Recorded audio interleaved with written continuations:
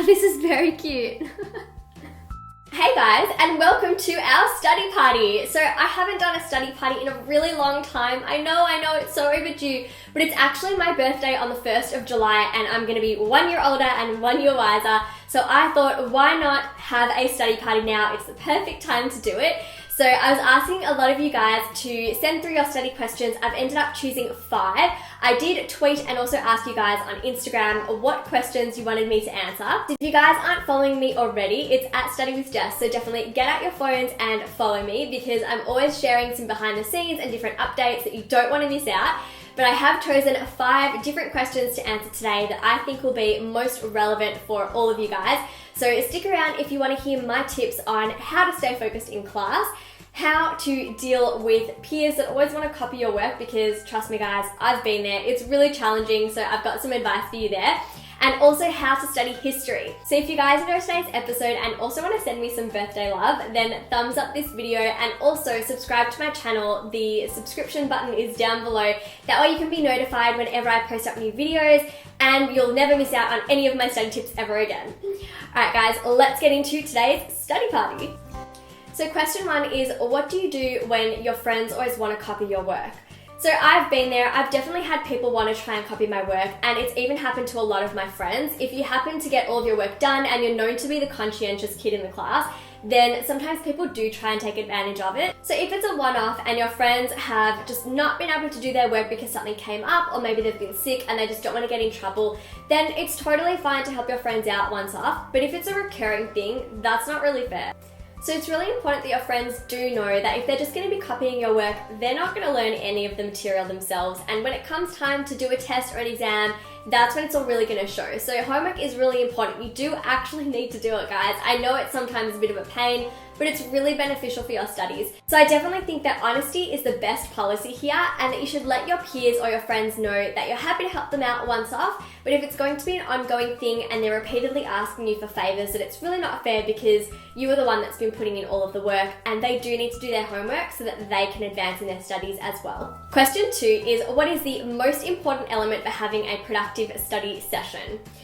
So whenever I sit down to do any work and whenever I would sit down to study, I think the one thing that I definitely recommend and I personally cannot do without, because otherwise I end up stressing a lot and also veering off track, is to set yourself some goals for that particular session. So I think that writing yourself a to-do list or just writing down a few short goals for that session is really important for keeping you on track, boosting your motivation, and also stopping you from overdoing it. So if I don't have a plan of attack and I don't set myself goals, I actually don't tend to veer off track and procrastinate. I'll just keep going, and by the end of it, I just end up really tired and exhausted. So that's why I find that it's good to set yourself some boundaries and give yourself something to work towards achieving.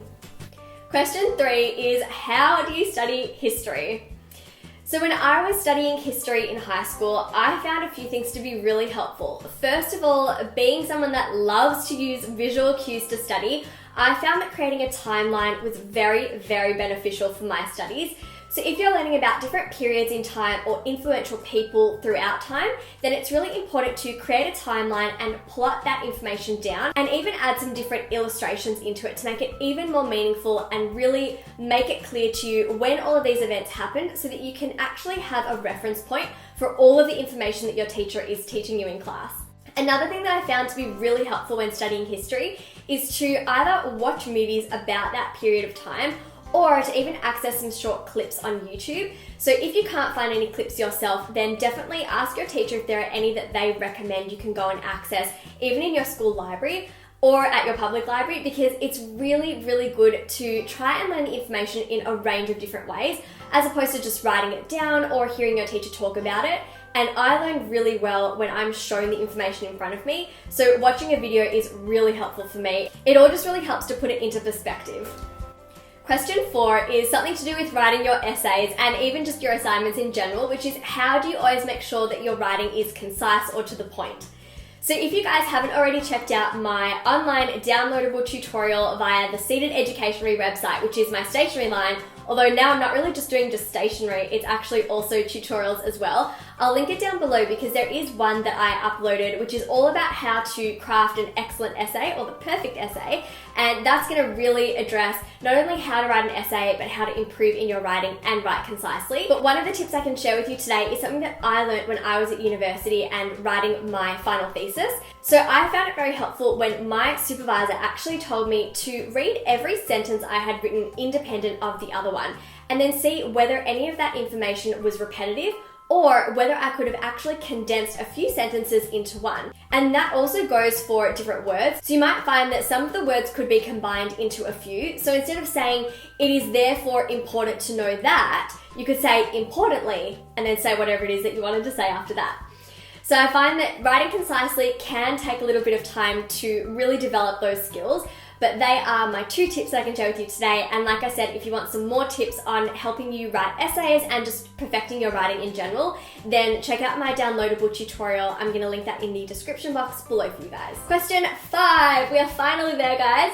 It is, how do you stay focused in class? So I get asked this question so often, and I honestly have a bunch of tips for this. So I thought I'd share a few different tips that I haven't already with you today. So my first tip is to use your breaks really wisely. That means if you have a recess or a lunch break at school, then don't just use that time to sit down and chat with all of your friends and eat your lunch, but actually get up and get moving. So I used to find it really hard to stay focused in class if I wasn't being active throughout the day. So it's all about using your breaks really effectively. And also, not every teacher will give you a little bathroom break or a drink break in the middle of class. So if you happen to have a double lesson, then that can be really tricky as well. So again, if you've been moving around, if you've used your time to maybe walk around school, walk around the campus, just go for a bit of a walk, play any sports with your friends. I used to love playing games during recess rather than just sitting around and chatting or gossiping. I was never really one of those girls. So yeah, try and use your breaks wisely and get up and get moving. Another tip for staying focused in class, something that I would always do was, okay, I was a bit of a goody-goody, but in all fairness, it really did help me with my studies. I would try and always sit up the front of the classroom and the lecture theatre. So I always found that sitting up the front of a classroom or the lecture theatre meant I was less likely to get distracted. I found that being really close up to the teacher or the lecturer was something that would keep me more focused and alert, and I'd feel like I was under their watchful eyes, so I didn't really want to allow myself to start to drift off and zone out or even see what other people in class are doing or talk to others. I was quite fearful that I would get in trouble. So yeah, sitting up the front can definitely help you to stay focused as well. So thumbs up this video if you liked today's episode and found all of my tips helpful. If you guys want me to answer your study questions in an upcoming study party, then comment them below, and also follow me on social media at Study with Jess. You can always send me those questions there, and when I do decide to do another study party, then you'll be the first to know. Also, if you guys want to send me some birthday love, because it is my birthday in just a couple of days, yay, July 1st, then thumbs up this video as well. That would make me so happy. Also, if you want to check out my vlog channel for behind the scenes and some more updates on what's going on in the life of Jess, then you can click over there to watch my vlog channel. And you can also click over there to watch last week's episode. Hope you guys enjoyed, and I will see you when I'm 1 year older and 1 year wiser. Bye guys!